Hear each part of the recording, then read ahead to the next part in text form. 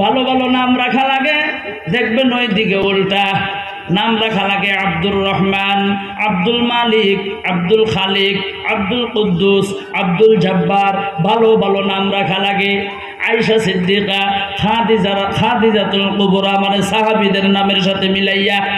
আমার বন্ধুগণ কিন্তু এই দিকেও মিল নাই, নাম রাখে নামের কোনো সাইজ নাই, মিনিংলেস নাম। পিঙ্কি আছে না গো, কথা বলেন আছে না নাই? রিঙ্কু, পুয়া, ভুয়া, ববরা, লাট বল্টু, এগুলা নাম রাখে না মুসলমান? এ কথা বলেন ভাই, রাখে না রাখে না? সব কামে উল্টা, নাম রাখারও কোনো সাইজ নাই। একজন তার সন্তানের নাম রাখছে বন্ধুগণ আর পাইসনা। জোরে বলেন কি নাম? আর পাইসনা। সকালবেলা ঘুম থেকে ওঠার পর আর পাইসনা রে বন্ধুগণ, আর পায় না। সন্তান যদি ল্যাংড়া হয়, নুলা হয়, বোবা হয়, অন্ধ হয়, কানা হয়, গুজা হয়, মা বাবার কাছে ছেলে সন্তান জীবনে কোনোদিন বেশি হয় না। আর পাইসনা রে সকালবেলা পায় না। বাবা চিন্তা করে আর পাইসনা কই গেল, কোথায় গেল? বিশ্রাম শুরু করে দিল। বিশ্রাইতে বিশ্রাইতে একটা নদীর কিনারা দিয়ে রওনা হয়ে গেল। ডাকতেছেন আর পাইসনা, ও আর পাইসনা। নদীর মধ্যে একটা লোক সকাল থেকে মাছ মারতেছেন, কিন্তু বন্ধু বেলা 12টা বাজে গেছে, একটা মাছও বন্ধুগণ পায় নাই। এত ডাকতেছেন আর পাইসনা। মাছ মারনেওয়ালার মেজাজ গরম, কেডারে এটা? সকাল থেকে মাছ মারি, একটা মাছ পাইলাম না, এটা কেডা বলে? আর জানি পাইস না।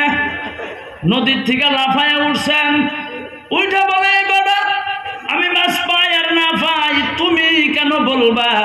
এই কথা বলে একটা লাঠি আছিল, লাঠি দিয়ে খালি বাইরায় একদাবার পিটনা খাইয়া বন্ধুগণ আমার আর পাইসনার বাবা রাস্তা দিয়া যায় আর বলে যা কোনোদিন না তাই, যা কোনোদিন না তাই। তার মানে আমার সন্তানরে ডাক দিয়া আমি জীবনে কোনোদিন পিটনা খাইলাম না, আজকে আমার সন্তানকে ডাক দিয়া জীবনের প্রথম পিটনা খাইলাম। যা কোনোদিন হয় নাই, আজকে তাই হয়ে গেল। সেই জন্য মনের দুঃখে রাস্তা দিয়া যায় আর বলে যা কোনোদিন না তাই, যা কোনোদিন না তাই। ইতিমধ্যে রাজার ছেলে সুন্দর পোশাক পরিধান করিয়া ঘোড়ার পিঠের মধ্যে বসিয়া ভবিষ্যৎ সংগ্রামে রওনা হয়ে গেল। রাজার ছেলের কানের মধ্যে বন্ধুগণ আওয়াজ গেল যা কোনোদিন না তাই। রাজার ছেলে শুনিয়া বলে আমারে বুঝিল ঘোড়ার পিঠের মধ্যে মানায় নাই, লাভ দিয়া নামছে। এই বেটা আমারে ঘোড়ার পিঠের মধ্যে মানায় কার না মানায় তুমি কেন বলবা? এই কথা বলে আর ঘোড়া বাইরে ওইটারে কি বলেন আপনারা? চাপক দিয়া সাপটা বাড়ি। আমার বন্ধুগণ একদাবার পিটনা দিয়া রাজার ছেলে ঘোড়া লইয়া চলিয়া গেল। আর পাইসনার বাবা রাস্তা দিয়া যায় আর বলে ওইটার থেকে এইটাই বড়, ওইটার থেকে এইটাই বড়, ওইটার থেকে এইটাই বড়। তার মানে কি ওইখানে খাইলো বাঁশের বাড়ি, এইখানে খাইলো চাপকের আঘাত। তাহলে জোরে বলেন বড় কোনটা হলো? এ ভাই কথা বলেন বড় কোনটা? চাপকের আঘাত। সেই জন্য মনের দুঃখে রাস্তা দিয়ে যায় আর বলে ওইটার থেকে এইটাই বড়, ওইটার থেকে এইটাই বড়, ওইটার থেকে এইটাই বড়। ইতিমধ্যে বন্ধুগণ ওই নদীর কিনারা দিয়ে একজন ঘেয়ে গেলা মানুষ আসতেছিল। আমার বন্ধু ঘেয়ে গেলা মানুষটার কানের মধ্যে আওয়াজ গেল। ঘেয়ে গেলা মানুষটা ধনিয়া ছিল, কোটিপতি, অট্টালিকা, মাটি, জমি, বাড়ি, গাড়ি, কোনো জিনিসের অভাব নাই। ঘেয়ে গেলা মানুষটা মনে মনে ভাবতেছেন ওইটার থেকে এইটাই বড়। আমার আগে বুঝিল আরো একজন ঘেয়ে গেলা মানুষ গেছে, তার ঘেকটা মনে হয় অল্প ছোট আছিল, আমার ঘেকটা বুঝিল অল্প বড়।